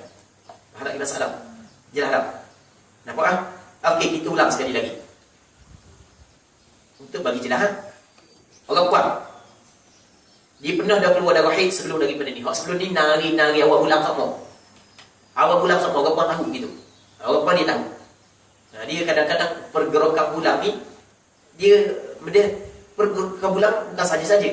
Macam dengan air laut, pasal laut. Kan dia tengok kepada pergerakan bulan kan. Sebab tu dah kalau orang tua kata, kalau misalnya bulan besar, tiba-tiba hujan lebat, panggil. Sebab dia bulan besar air pasang. Kita air pasang, orang pasang. Bukan ciptaan Allah Ta'ala. Kita tidak fikir, mari mana air banyak, tiba-tiba sikit, mana banyak. Ikut pergerakan bulan. Faham lagi? Baik. Macam gini ke, macam kita kata orang yang baik dengan Tuhan je. Dia ikut pengiraan bulan apa? Kalau bulan besar, nyakit molek kan? Bulan biasa tengok tak cerita Nobita, bukan Nobita, cerita Dragon Ball. Waktu tu memang cerita khurafat. Kebetulan masa kecil tu apa minat baca buku-buku Dragon Ball. Goku. Tengok bulan pun jadi monyet dah dua. Dah. Waktu tu memang cerita karung. Cuma kita nak kata pergerakan bulan ni, dia ada juga alam-alam yang lain dia terikut dengan pergerakan bulan. Mana lagi masalah? Macam kita kata air pasang laut. Okey, sekarang ni gini. Waktu cerita kamu tu cerita karung lagi mengganggu. Waktu tidak boleh diambil. Waktu baca saja je. Tapi waktu masa bergoyak aku baca masa budak-budak dia nak baca dah. Masa budak-budak je. Jangan kata baca pula ni. Kata Rasulullah sallallahu alaihi wasallam, min husni islamil mar'i tarkuhu ma la ya'ni. Di antara ciri-ciri elok Islam seorang, dia tinggal benda yang tidak memberi manfaat. Alangkah baik kita baca benda yang memberi manfaat. Quran, hadis, kita akan seumpamanya. Baik, tinggal baca gila-gila hujah yang seumpamanya. Baik. Okey, katakanlah dia tadi haid dia sama-sama nari pada awal bulan. Tiba-tiba bulan ni datang darah lebih daripada 15 hari. Baik, sebagai contoh, pada bulan Muharram baru ni, dia bagi darah 1 Muharram, 2, 3, 4, 5, 6. Hari ke-7 berhenti. Tiba-tiba 28 Muharram bagi pula darah. 28, 29. Lama dah tempoh berhenti. Lebih dari 15 hari. 8, 29, 30. 3 hari bulan Muharram. 1 Muharram Safar. 1 Safar, 2 Safar, 3 Safar. Lebih daripada 15 hari keluar darah. Okey, apabila lebih daripada 15 hari, kita kena tengok dia dapat beza sifat darah ke tak.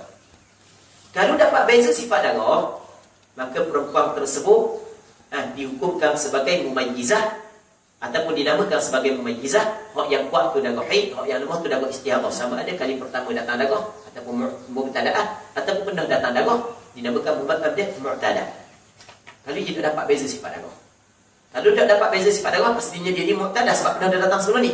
Maka kena kembali kepada qada dia dan waktu yang sebelum ni. Qada nari, waktu awal bulan. Jadi bermakna hak yang 28 bulan Muharram, 29, 30, 3 hari itu dihukumkan sebagai darah istihadhah. 1, 2, 3, 4, 5, 6 Safar dihukumkan sebagai darah haid. 7, 8 sampai ke atas dihukumkan darah istihadhah pula.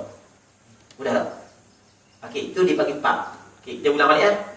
Mubtadaah mumayyizah, mu'tadah mumayyizah, mubtadaah ghairu mumayyizah, mu'tadah ghairu mumayyizah. Yang hak 3 lagi ni dipanggil mutahayyirah. Mutahayyirah. Okey, kita bayar mudah-mudahan mutahayyirah. Kan kita kepada dia saat itu kena tengok ada sebelum ni, qada dan waktu. Dia kata aku dah ingat kau berapa aku sebelum ni. Sudahlah dah ingat. Berapa hari dah ingat? Dah ingat berapa hari?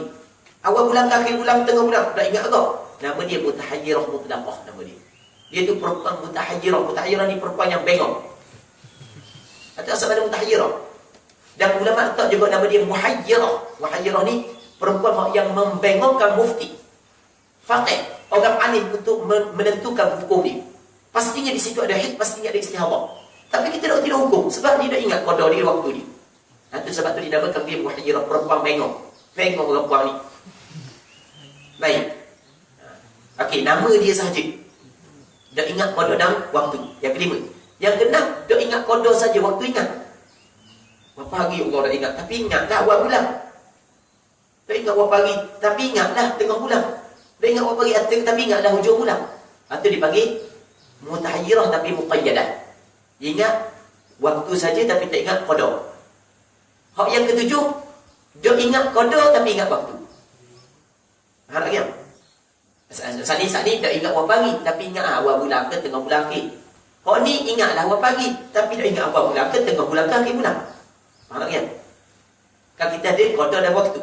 Qada ni berapa hari? Waktunya awal ke tengah ke akhir. Kalau dah ingat dua-dua, dia panggil mutlaqah, mutahayyirah mutlaqah. Kalau ingat satu, dia panggil mutahayyirah muqayyadah. Okey, mutahayyirah yang ingat satu, kadang-kadang dia ingat qada saja. Berapa hari? 5 hari ke 6 hari ke? Waktu dia ingat awal bulan, tengah bulan, akhir bulan dah ingat. Kadang-kadang ingat waktu saja, qada dah ingat. Ingatlah tengah bulan, tapi berapa hari dah ingat tegang. Okey, jelas ada masalah. Tahu dah 7 orang. 7 itulah dia panggil pembahagian mustahabah. Kalau orang faham 7 ni secara model, dia akan pandai, alim, faham masalah istihabah. Cuma dia kena masuk pula. Dia faham saja tak masuk. Tak lagi. Dia masuk dah ke mana? Dia kena hurah ataupun kena selesai masalah yang berlaku pada perempuan. Kadang-kadang kita faham oleh dah. Tiba-tiba orang perempuan bagi. Nak ugat lapar. Anak boleh-boleh dulu kita lapar. Kau ni kita fikir dah. Gini. Tapi dah kita main sama, akhirnya baru masuk. Faham masuk satu. Faham lagi? Untuk masuk adalah kita kena selesai semua masalah-masalah tersebut. Tapi ya, soalannya lagu mana cara nak selesai. Bukan tengok yang ada di kita. Secara mudah, nikah lalu. Pak tu yang mudah. Tahu kan nak buat grup perempuan, kita yang jawab. Jeng kan? Mari ustaz pula, takut nak jawab aku. Takut PM tepi pula aku, jadi lain. Okey, Abi. Okey, jelas. Sekurang suci di antara 2 haid adalah 15 hari dengan malam-malamnya. Kita baca sikit lagi. Katanya wa yahrum bihi, dan haram dengan haid ma yahrumu bil janabati, barang yang haram dengan janabah. Yang haram dengan janabah 6 perkara. Haram juga dengan sebab dengan haid. Benda yang 6 perkara sembahyang. Orang yang haid tak boleh sembahyang. Dalil jelas, ijma' ulama. Dalilnya kata Nabi sallallahu alaihi wasallam kepada perempuan, ketika orang perempuan tanya, kenapa orang perempuan saat itu naqisu aqlin wa din, kurang akal dan din. Kata Rasulullah sallallahu alaihi wasallam, alaysa idza hadat lam tusalli wa lam tasum. Ada dalam hadis yang panjang, hari raya Rasulullah keluar. Rasulullah lalu kat perempuan, satu kumpulan perempuan. Kata Rasulullah, ya ma'syarun nisa tasaddaqna fa inni uritukunna aktsara ahli nar. Wahai perempuan, hendaklah kamu bersedekah sebab aku diperlihatkan kepadamu pada malam Mi'raj dalam neraka kebanyakan penghuni neraka adalah daripada kalangan perempuan. Kebanyakan penghuni neraka daripada kalangan perempuan. Okey, kita kena berhenti sekejap. Ada hadis yang Rasulullah sebut kebanyakan perempuan adalah menjadi penghuni neraka. Yang keduanya, ada hadis yang kata Rasulullah aqallu sakini al-jannah an-nisa. Penghuni syurga yang paling sedikit adalah perempuan. Dua. Yang ketiga, ada hadis yang menyatakan penghuni syurga yang paling ramai adalah perempuan. Sebab setiap seorang lelaki akan dikahwinkan dengan sekurang-kurangnya 2 orang perempuan daripada perempuan dunia. Seorang lelaki dikahwinkan dengan 2 orang perempuan dunia. Jadi orang perempuan pastinya kalau dia masuk syurga, dia kena bermadu. Pastinya. Okey? Sekurang-kurang 2 orang. Dalam hadis yang sahih. Baik. Maka untuk menggabung hadis tersebut, ada beberapa pandangan. Di antara pandangan ulama adalah maksud sebanyak-banyak penghuni neraka adalah perempuan kalau nak disebut orang perempuan dengan orang lelaki. Orang lelaki dan orang perempuan banyak orang perempuan. Maksud ramai perempuan daripada penghuni syurga adalah nisbah penghuni syurga lelaki dengan orang perempuan ramai orang perempuan. Sebab makhluk Allah Ta'ala yang paling ramai adalah perempuan berbanding dengan lelaki. Dan maksud perempuan yang paling kurang daripada di dalam syurga adalah kalau kita nak banding perempuan yang duduk dalam syurga dengan duduk dalam neraka dan duduk dalam neraka. Itu sebagai ulama. Sebagai ulama kata lagu mana? Yang kata memang ramai perempuan duduk dalam neraka itu pada permulaan. Tapi pada penghujung Allah Subhanahu Wa Taala mengeluarkan perempuan daripada neraka masuk dalam syurga kerana setiap orang yang ada iman walaupun sebesar zarah pasti akan keluar daripada neraka. Jadi cara ulama hadis menggabungkan hadis-hadis tersebut ada beberapa cara. Di antaranya 2 cara yang kita sebut tadi. Lepas daripada itu, apabila Rasulullah kata suruh perempuan sedekah sebab perempuan banyak penghuni neraka, ada seorang perempuan ditanya, sebab ni ya Rasulullah?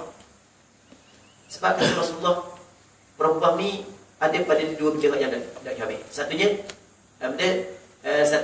adalah takfurunal la'na wa takfurunal ashir. Orang banyak anak, mulut dia dijaga. Yang keduanya dia kufur kepada keluarga dia, suami dia. Buat baik lagu mana pun, salah sekali dia, habis. Dan balik belaka. Perempuan. Sebab tu kata Rasul, ma ra'aitu min naqisati aqlin wa dinin adhaba li lubbi ar-rajuli min ihdakunna. Kata Rasulullah. Lepas tu, apabila Rasul kata, ma ra'aitu min naqisati aqlin wa dinin. Naqisati aqlin, yang kurang akal dan agama. Atau apa tanya pula, sebab dia kurang agama dan kurang akal perempuan. Kata Rasulullah, awalisa idza hadat lam tusalli wa lam tasum. Dia kurang agama. Bukankah apabila perempuan keluar dari rahim, lam tusalli wa lam tasum, dia tidak boleh puasa dan tidak boleh sembahyang dan tidak boleh puasa. Okey, jadi bermakna puasa diharamkan kepada perempuan ketika haid sama juga dengan sembahyang. Okey, yang pertama sembahyang. Yang keduanya tawaf sebab at-tawafu bi manzilatis salat. Tawaf menempati sembahyang. Yang ketiganya yang ketiganya adalah baca Quran. Bukan baca Quran, setuh Quran. Yang keempat bawa Quran. Yang kelima masuk dalam masjid. Yang keenam adalah lalu dalam masjid kalau sekiranya dia takut dibimbangi titik darah dalam masjid. Yang ketujuhnya puasa. Yang ke-8nya talaq. Yang ke-9nya istimta' baina surrati wal rukbah. Mengambil kesedapan di antara pusat dengan lutut. Okey, kita baca ya. Yang kita baca dan haram dengan sebab haid, barang yang haram dengan sebab janabah. Hak 6 dia haram dengan sebab janabah, haram juga dengan sebab haid. Sembahyang. Tawaf. Baca Quran. Bukan baca Quran, ambil setuh Quran, tanggung Quran, baca Quran, masuk dalam masjid. Okey, 6 haram dengan sebab janabah, haram juga dengan sebab haid. Lepas tu tambah lagi wa mururul masjid. Dan lalu dalam masjid in khafat talwithahu, jika khafat bimbanglah dia perempuan talwithahu mengotorinya masjid. Jadi kalau dia pakai modeh, yang mana modeh tu saat itu dapat menampung darah yang keluar, Jadi kalau dilalu saja tidak menyebabkan titik darah, maka hukum dia tidak menjadi masalah. Tapi kena lalu saja tanpa berhenti. Seterusnya wasau dan puasa. Haram kepada perempuan yang haid dia berpuasa. Wa talaqu dan talaq. Fihi padanya pada ketika haid. Haram suami talak perempuan ketika perempuan haid. Dia kalau talak kena talak dalam suci. Tapi majoriti ulama berpandangan talak perempuan di dalam haid jatuh. Sepakat ulama 4 mazhab mengatakan jatuh talak perempuan dalam haid. Cuma hukum dia adalah haram. Talak bid'i nama dia. Bukan talak sunni. Sebab dia haram sebab memberi mudarat kepada perempuan kerana lama masa iddah dia. Sebab perempuan yang apabila dicerai oleh suami, iddah dia adalah selama 3 kali suci. Wal mutallaqat yatarabbasna bi anfusihinna thalathata quru. 3 kali suci. Katakanlah suami dia talak sini suci. Haid, suci. Haid, suci, mari haid ni boleh dah dinikah. Jadi 2 kali haid, 2 3 haid. Nampak lagi tak? Tapi kalau talak dalam haid, suci, haid, suci, haid, suci, haid ni. Jadi 4 kali haid. Nampak 4 kali haid. Jadi 4 lebih banyak daripada 3. Tempoh masa jadi panjang. Jadi oleh kerana tempoh masa iddah perempuan tu jadi panjang kalau suami dia tolak dalam haid, menyebabkan perempuan tu mudarat sebab itulah hukum dia adalah haram. Ini haram suami. Nah, isteri dah haram. Seterusnya wal istimta'u bima baina surrati wal rukbah, dan istimta' mengambil kesedapan dengan barang yang di antara pusat dengan lutut. Jadi perempuan yang haid tak boleh suami nak istimta' mengambil kesedapan, nak gosok ke, nak gapa ke di antara pusat dengan lutut mereka kena pakai kain. Baik, sebab Rasulullah ketika Siti Aisyah datang uzur, kalau nak istimta' daripada Siti Aisyah, Rasulullah suruh Siti Aisyah itizar, pakai kain. Dia kalau satu kata izar, kain yang pakai di antara pusat dengan lutut. Sebab itulah dalam hadis yang diriwayat oleh Imam Abu Daud, yang mana ada orang mari tanya Rasulullah, apakah yang dibolehkan kepada dia daripada isteri dia ketika isteri uzur? Kata Rasulullah, laka ma fawqal izar, harus bagimu barang yang di atas kain. Atas, start dari lutut sampai ke bawah, pusat sampai ke atas. Baik. Cuma di sana ada pandangan yang kedua, boleh semua sekali melainkan jimuk saja tidak boleh. Ada pandangan yang kedua, berpandukan kepada hadis yang sahih yang diriwayat oleh Imam Muslim. Kata Nabi SAW, isna'u kulla syai'in illa nikah. Buatlah setiap sesuatu melainkan nikah. Nikah maknanya setubuh. Baik. Habis, selagi wajibu 'alaiha qada'us shaum duna shalah. Wajib atas perempuan kena qada puasa, tidak sembahyang. Puasa kena qada sebulan. Sembahyang tak wajib qada. Ingat, puasa kena qada sebulan, sembahyang tak wajib qada. Dan sebab dia puasa kena qada, sembahyang tak wajib qada. Ramai orang pun tanya gitu sebab dia. Orang puan mungkin orang jadi mikir sikit. Dah mana sembahyang kena qada, puasa kena qada, sebab sedangkan kedua-dua wajib ke? Jawab secara mudah adalah itu adalah ketetapan yang ditetapkan oleh syarak. Hukum sebenarnya datang dari syarak. Apabila syarak tetap lagu itu terlampau. Itu jawab paling mudah. Dan pernah ada seorang perempuan, nama dia Mu'adzah, tabi'i. Dia mari tanya Siti Aisyah. Dia kata Siti Aisyah, Mu'adzah, dalam hadis yang sahih yang diriwayat oleh Imam Muslim. Dan sila ingat, Bukhari atau Muslim, tak ingat. Yang mana dia mari jumpa dengan Siti Aisyah, nama Mu'adzah, dia kata lagu mana? Ma balul haid taqdi as-sawm wa la taqdi as-salah. Ma balul haid, mana masalah orang puan yang uzur?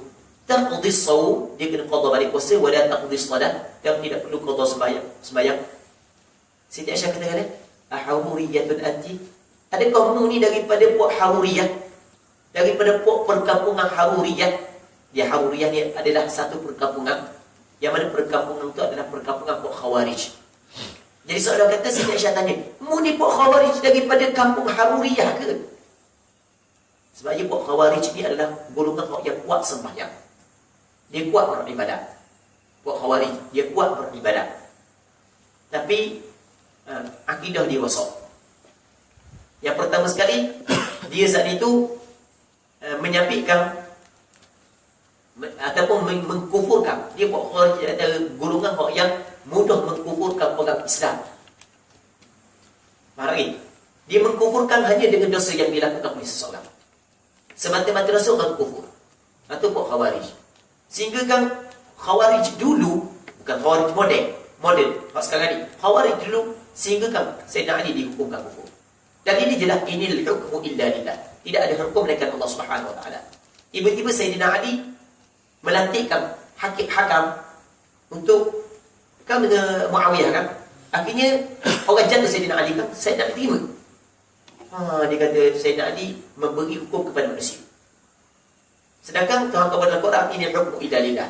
Wa man lam yahkum bima anzalallah fa ulaika humul kafirun. Sayyidina Ali kufur. Tapi Khawarij orang yang kuat beribadah.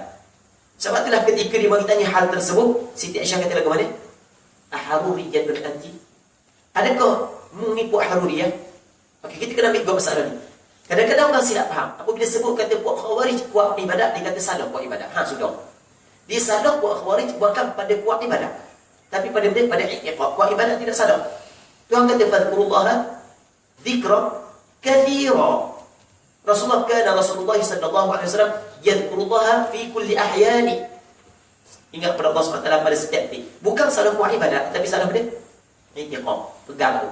Orang yang melakukan dosa dihukumkan sebagai kafir. Walaupun dosa tersebut semata-mata dia buat dosa. Okey. Lepas daripada tu kata perempuan tersebut, Mu'adzah dia kata lagu mana? Lastu biharuriyatin walakinni as'al. Aku bukan haruriyah, tapi aku nak tanya je. Apa jawab Siti Aisyah? Kana yusibuna dhalik. Dulu di zaman Rasulullah kami pun pernah melalui hal yang sama, maksudnya keluar darah haid.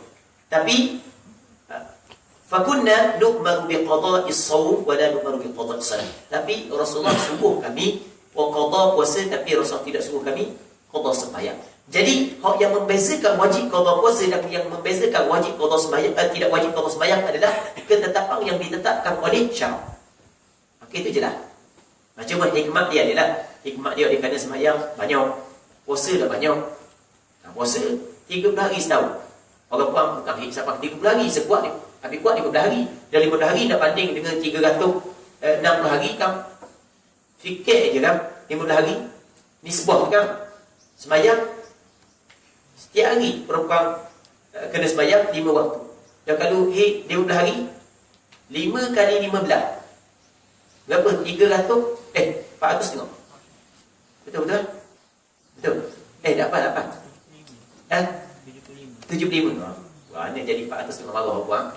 75 sehari. 15 hari 75 waktu sembahyang. Dan kalau kena setahun banyak mana?